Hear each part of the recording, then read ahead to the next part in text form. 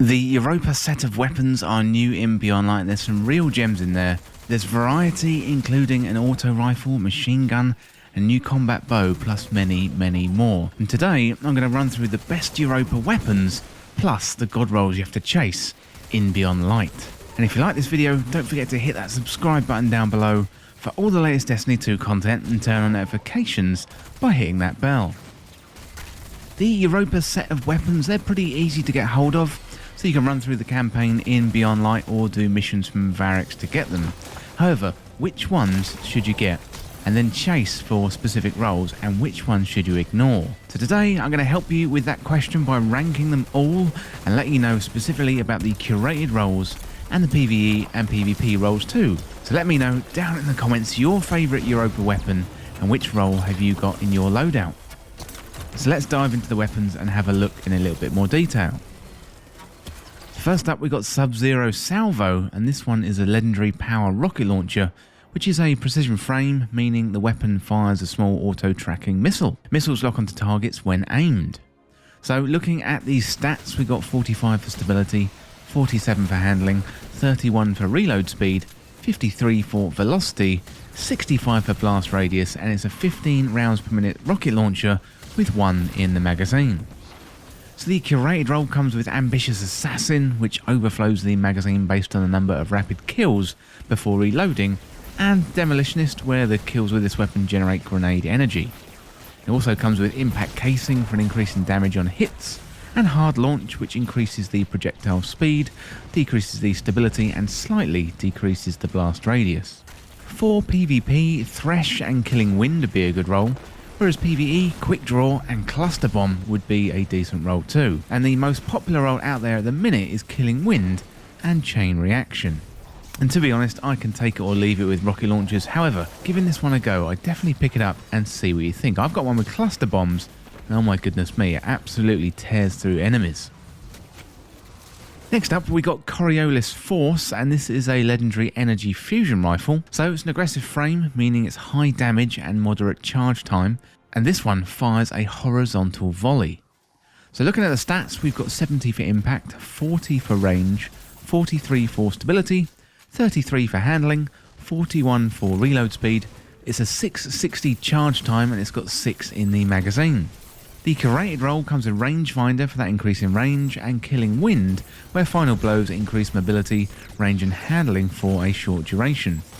So for PvP, Under Pressure and Eye of the Storm would be good, and for PvE, Feeding Frenzy and Thresh would probably be your best bet. Once again, I'm not a massive fan of fusion rifles, but this one grew on me as I used it. Though if you're looking for a fusion rifle, I would go for the one that's available in the Dawning right now. However, if you do like fusion rifles and you want to check this one out because it does have that horizontal volley, then definitely pick this one up. And next up, we've got Bone Chiller. So this one is a legendary energy shotgun. It's a precision frame, meaning it fires a single slug round, and the weapon's recoil pattern is more predictably vertical. So looking at the stats, we've got 70 for impact, 60 for range, 47 for stability, 42 for handling, 48 for reload speed. It's a 65 rounds per minute shotgun with 5 in the magazine. So the curated role comes with Opening Shot for improved accuracy and range on the first shot. And it also comes with Surplus, which increases handling, reload speed and stability for each fully charged ability. And it comes with Extended Mag, which increases the magazine size and decreases the reload speed. So for PvP, Firmly Planted and Opening Shot will probably be quite good, and for PvE, something like Lead from Gold and Demolitionist would be a good role, and the most popular role out there at the moment is Auto-Loading Holster and Demolitionist. Well, next up we've got Biting Winds, and this one is a legendary kinetic combat bow. This one is a precision frame combat bow where the longer the draw time is optimised for damage. So looking at the stats, we've got 76 for impact, 78 for accuracy, 49 for stability, 54 for handling, 46 for reload speed, and it's got a draw time of 684. And the curated role comes with Explosive Head, where arrows explode after a short delay, and there's also Moving Target, where you get increased movement speed and target acquisition when aiming down sights, and you'll probably be aiming down sights a lot because it's a bow. It also has Fiberglass Arrow Shaft, which increases the accuracy, and Natural String, which increases the accuracy, handling speed and stability too. For PvP, Killing Wind and Explosive Head would be a good role, and for PvE, something like Rapid Hit and Swashbuckler would be a great role for you. And the most popular role out there at the moment is Killing Wind and Explosive Head, and Killing Wind is relatively new, where final blows with the weapon increase mobility, range and handling for a short duration. And this one is probably one of my favourite weapons out of all the Europa set. I don't really use bows other than Trinity Ghoul, but I really like Biting Wind, so definitely check this one out. Next up we got High Albedo, and this one is a legendary kinetic sidearm. It's an adaptive frame, meaning it has a well-rounded grip, it's reliable and fires a 3-round burst. So looking at the stats, we've got 80 for impact, 38 for range, 72 for stability, 56 for handling, 37 for reload speed. It's a 491 rounds per minute sidearm with 27 in the magazine. And the created role comes with full auto trigger system, where holding down the trigger fires the weapon at full auto, plus Unrelenting, where rapidly defeating targets triggers health regeneration. It also comes with steady rounds for an increase in stability, and corkscrew rifling for that slight increase in range, handling speed and stability too.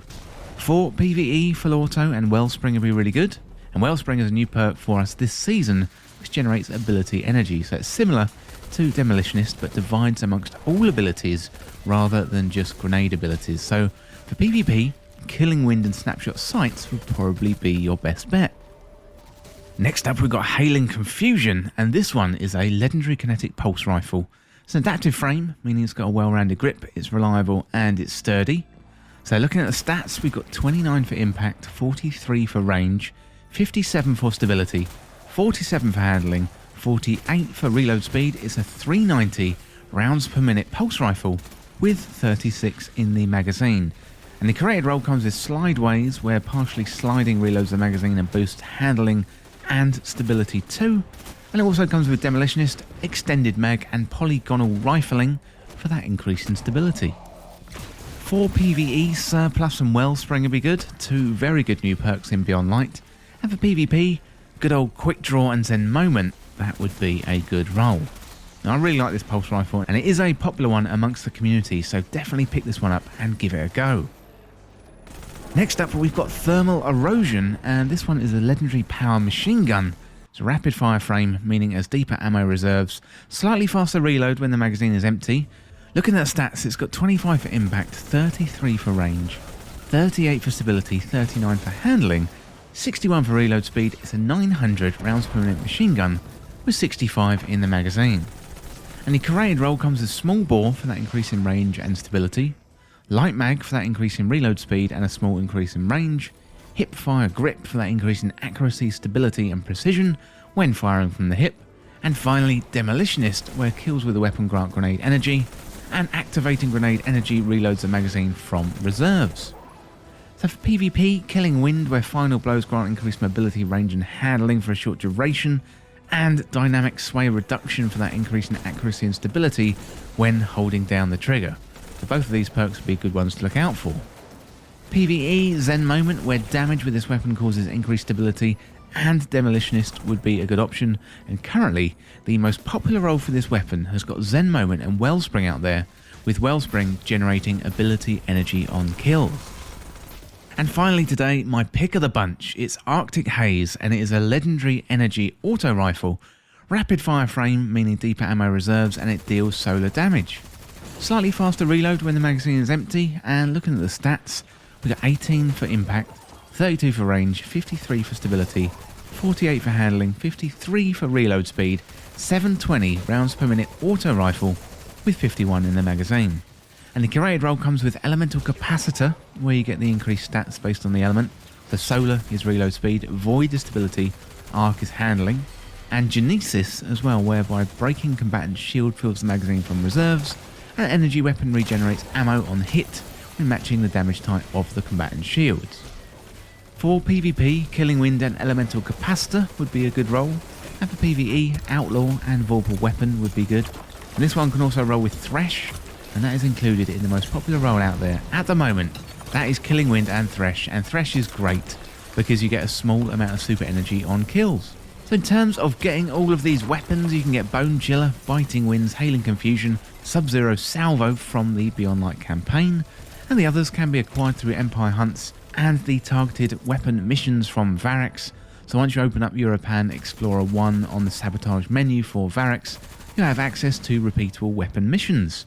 Also, you can roam around Europa and look out for high value targets, and once you kill them, you'll get those Europa weapons to drop.